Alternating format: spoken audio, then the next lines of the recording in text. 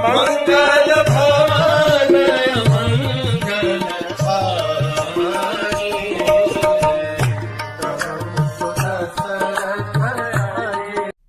हरे कृष्ण।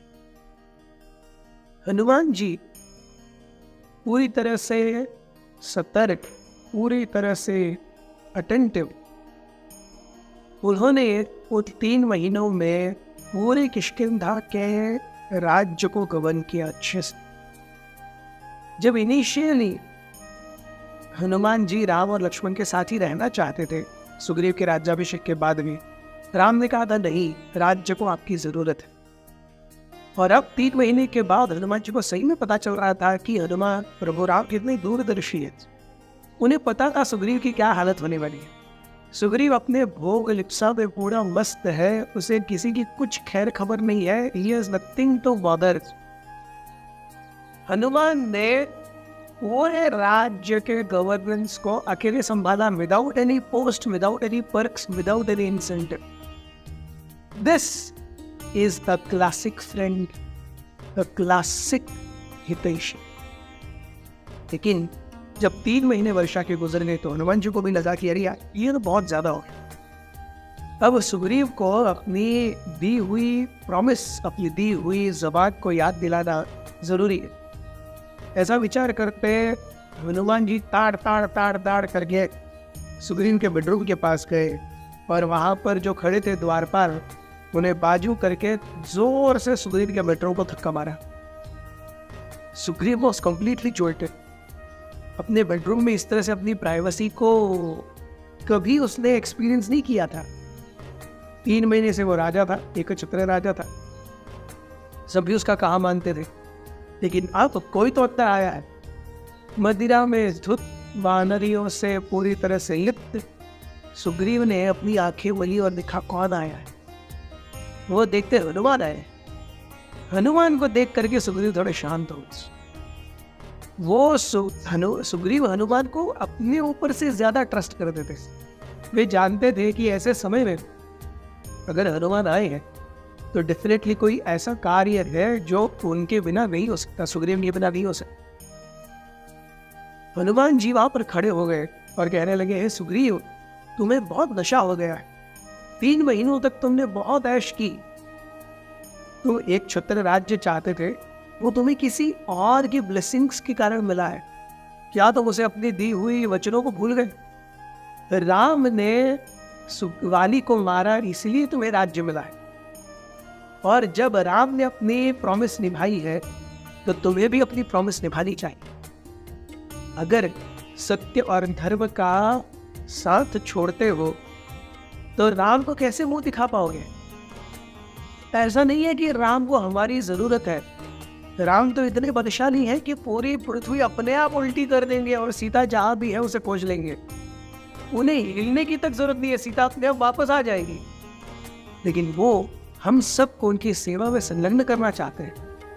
इस सेवा से तुम कृतार्थ नहीं होना चाहते? जानो सुग्रीव, एक अच्छे राजा को 4 चीजें चाहिए। क्या है वो?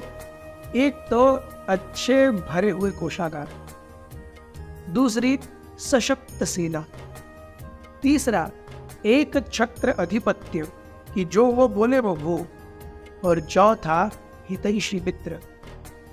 और इन चारों में से हितैषी मित्र ये कोई एक ऐसी वस्तु है जो किसी दूसरे से मिलेगी। कोषागार तो अपने भर जाएंगे, सशक्त सेना अपनी हो जाएगी, एक छत्र अधिपत्य भी अपने आप ही हो जाएगा, लेकिन मित्र अपने आप नहीं मिलते। वो बहुत ज्यादा मेहनत करके रिश्तों को संभाल करके रखने पर मिलता है। और राम जैसे परम हितैषी मित्र जिन्होंने आपके लिए वाली को तक मार दिया, उनको दिए हुए वचनों को तुम ठुकरा रहे हो। ये सुन करके सुग्रीव एकदम से ताड़ करके उड़ गए।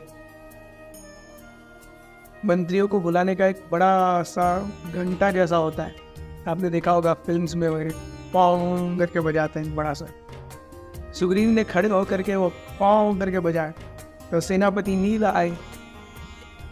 सुग्रीव कहते हैं, hey Neel, call all our monkey leaders, सबको बोलो अपने सारे एक एक मंकी, एक एक वानर सैनिक के साथ आए। हमारे पास 1 करोड़ वानर हैं। इन 1 करोड़ वानरों को मैं 15 दिन के अंदर यहाँ देखना चाहता हूँ। जारी करो फतवा कि अगर कोई 15 दिन के यहाँ अंदर नहीं आएगा, चाहे कोई भी रीजन हो, उसे उसी समय मृत्यु के घाट उतार दिया जाए। I want everyone. नील ने और हनुमान जी ने ये वाक्य सुने और उसको एग्जीक्यूट करने के लिए सोच रहे।